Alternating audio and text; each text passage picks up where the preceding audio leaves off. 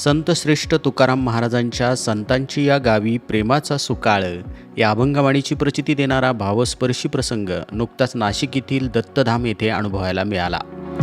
येथे सुरू असलेल्या भक्तिपद कथा अनुष्ठान निमित्त प्रख्यात युवा कथावाचक आचार्य इंद्रेशजी उपाध्याय यांची सदिच्छा भेट लाभली आहे।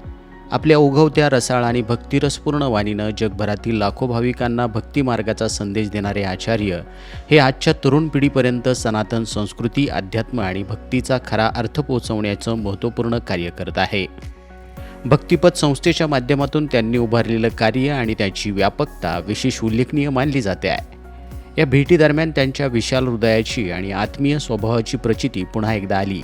यापूर्वी अहिल्यानगर येथे कथा राम महोत्सवादरम्यान झालेली धावती भेटही त्यांच्या स्पष्टपणे स्मरणात होती। संवाद रूपादरम्यान त्यांनी आत्मामालिक कार्याची व्याप्ती, स्वरूप आणि परमपूज्य गुरुदेवांचे विचार याविषयी सखोल जाणून घेतलं। ध्यानपीठाच्या माध्यमातून सुरू असलेल्या या ईश्वरी कार्याबद्दल जाणून घेताना त्यांच्या चेहऱ्यावर आदरभाव आणि समाधान स्पष्टपणे जाणवत होतं। या भेटीदरम्यान आत्मामालिक संकुलाचे सांस्कृतिक विभाग सहाय्यक व्यवस्थापक आत्मदर्शनजी बागडे सर उपस्थित होते। त्यांनीही या मंगलमय भेटीचा साक्षीदार होत आत्मामालिक कार्याविषयी भावना व्यक्त केली। आचार्य इंद्रेशजी उपाध्याय यांची भेट केवळ एक औपचारिक संवाद नव्हती, तर भक्तीच्या एका प्रवाहाने दुसऱ्या भक्तिप्रवाहाला दिलेली आत्मीय साथ होती।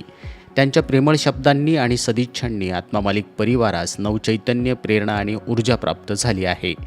संस्थेचे अध्यक्ष माननीय श्रीमान नंदकुमारजी सूर्यवंशी साहेब म्हणाले, आचार्य इंद्रेशजी उपाध्याय यांची ही प्रेममयी भेट आत्मामालिक कार्यासाठी प्रेरणादायी असून भक्ती, संस्कार आणि अध्यात्माच्या वाटचालीस नवे बळ देणारी आहे।